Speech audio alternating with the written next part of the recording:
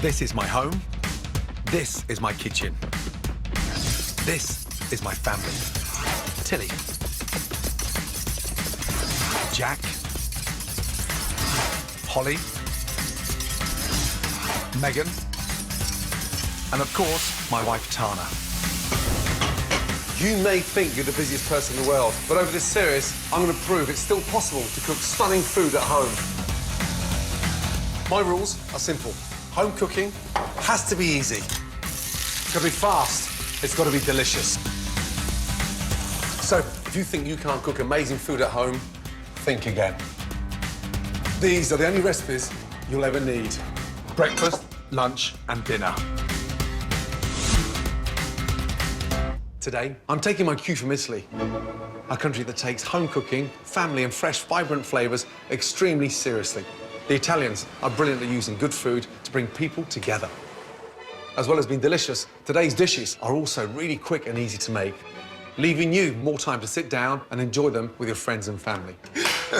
First up, in my ultimate Italian food, a deliciously tasty breakfast of fennel sausage frittata. it's light, fluffy, and it smells incredible.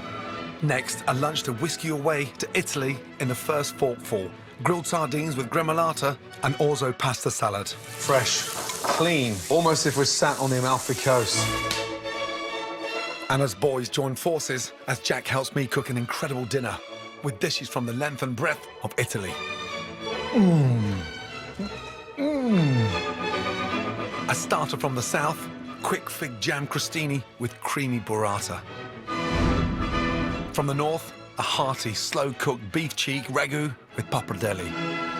Well, when you cook this for your girlfriend one day, just tell her where you got the recipe from, will you? Promise? Promise. Rounding off with a Tuscan-inspired dessert, luxurious espresso panna cotta with cinnamon hazelnut brittle. Maggie, how is it, darling? It's so tasty. Follow these ultimate recipes and you too can embrace breakfast, lunch and dinner the passionate Italian way. Starting with breakfast, a fennel sausage frittata. The exciting thing about frittata is the fact there's no set recipe, because it's basically eggs or whatever else you have left. For me, the secret of a good frittata is in the sausage. Nice hot pan, onions in. Generous on the onions. Heat, nice and high. Season. Fennel seeds to give the onions a really nice flavour. Everyone's used to cooking sausages whole, but it's a really nice way of using them, take them out of their thin skin. And what we're going to do is crumple all that wonderful, spicy fennel sausage into the onions. It's going to release all that flavour a lot quicker. Really important to keep that gas nice and high. And the longer you caramelise the sausage, the more flavour you're going to gain. 6 whole eggs. Give your eggs a really good mix. Flat leaf parsley, a staple in Italian cooking. Chop it, quite rough. Some Parmesan. It gives a really nice seasoning. Fresh pepper, and a little touch of salt. And then get it in there. Run your fork through it, so when you slice it, no one's complaining they've got less sausage. I'm gonna make it even more Italian by topping it with some buffalo mozzarella. Dry it, and then slice it nice and thinly. Twist it. Mozzarella in. And then finally, finish it with that Parmesan cheese. Get the top just as tasty as it is at the bottom. My frittata needs 3.5 to 4 minutes under a red-hot grill. To achieve the best results, always ensure your oven or grill are preheated to the perfect temperature. She's ready. This is the thing I love about Italian cooking. It's about sharing, but always focusing on the ingredients. Look at that. I mean, it's incredible.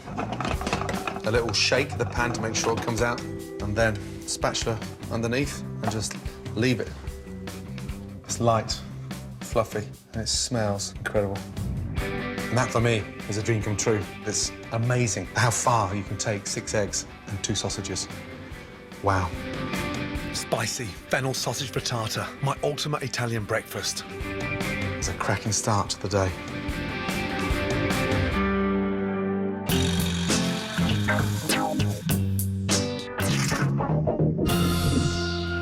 Italian food puts a premium on fantastic ingredients cooked simply. Here's a bit of help on what to look for when you're buying some of the key ingredients for today's lunch and dinner. For dinner tonight, I'll be cooking value for money beef cheek. This large, meaty muscle can cost as little as £2 a pop from your local butcher. But the rewards of cooking it with a little love and patience are bountiful. Flash fried, the meat from this hard-working muscle is very tough, but slow braising will transform it into forkfuls of melt-in-your-mouth deliciousness. I'll be using this cheeky cut for a deliciously cheap Italian dinner that will feed a whole family. Burrata, one of Italy's most recent cheesy exports, was invented back in the 1920s from a need to make use of the little scraps of mozzarella left in the cheese-making vat. These shreds are mixed with cream and encased in a hand-spun mozzarella pouch. This luxurious, rich Puglian delicacy is now becoming more popular in our supermarkets. If I had to choose one herb synonymous with Italy, this would be it, basil. The perfect partner for tomato-based dishes, or pounded with parmesan and pine nuts for a delicious pesto. Basil's soft, silky, aromatic leaves will bring a taste of the Mediterranean to any dish they touch. And I'll be using it in my ultimate Italian lunch. In much of Italy, lunch is traditionally seen as the most important meal of the day. And for a food-obsessed nation, that's really saying something. Whenever or whatever Italians cook, they always put a premium on straightforward, fresh food prepared simply. That's why Italian food is so brilliant for the home cook. For my ultimate Italian lunch, I'm cooking scrummy sardines topped with a fragrant gremolata dressing. But first, a deliciously fresh orzo pasta salad. This is one of the hidden delicacies of Italian pasta, orzo, because 90% of the time it's always hidden in a soup or a broth or minestrone. And it looks like large grains of rice. But once they absorb that water, they double in size. It's a pasta that needs a lot of help. Season it nicely, pinch of salt, and splash of extra virgin olive oil, fresh bay leaf, into the boiling water. And that bay leaf really helps to flavour the pasta. Give it a little pan, a turn left and right. That stops any pasta sticking to the bottom. And the secret behind cooking any pasta is having a nice, gentle, rolling boil. You just have the gas up where the outside of the pan is just rolling, and all that orzo is tumbling over each other gently. Boiling pasta rapidly tends to destroy the outside texture. It doesn't take the marinade or the vinaigrette or the sauce. For the dressing, parmesan, twist of fresh pepper, the zest of the lemon. Squeeze your lemon in there through your fingers to catch all those seeds. Bring that together with some extra virgin olive oil. Pine nuts taste delicious. Toasting them just elevates them. After 8 minutes, my orzo is perfectly al dente. Drain it, a little bit of cold water through it, slows the cooking process down, but stops it from going mushy. It's the size of pumpkin seeds now. A drizzle of olive oil and into the vinaigrette whilst it's still warm. Just above room temperature. Because the warmer the pasta, the more it absorbs the vinaigrette. And now, some texture. Roquette, not finely chopped. And the fresh basil as well. Roll them up like a big fat cigar. Slice in half, and then chop the basil. For a crunch, just sprinkle the toasted pine nuts. It looks like a plate of jewels. Glistens. It's a delicious, very fragrant orzo pasta salad. Now for the sardines. Incredibly healthy and absolutely delicious grilled. Never ever be intimidated on looking for fresh fish. It's about the condition of the fish. Bright eyes, fresh gills, nice bright red interior, and the firmness of the flesh. Almost you could stand the fish up on its own. It needs to be that fresh. The best way to get flavour into a sardine is to grill it. Light seasoning, olive oil, and just roll the seasoning around. Get your rosemary, peel off a few of the little shards at the end so it's a little bit sharp. Push the rosemary in, almost like you're threading. Makes them so much more flavoursome. Never be scared of those fine little bones. I remember growing up with sardines, tinned sardines. You didn't turn your nose up at the bone. Once the griddle pan starts to smoke, lightly drizzle, and then sardines on. 2.5 to 3 minutes each side. Now for the gremolata. A vinaigrette that sits beautifully well on the sardines. Fresh leaf parsley, just run the knife once.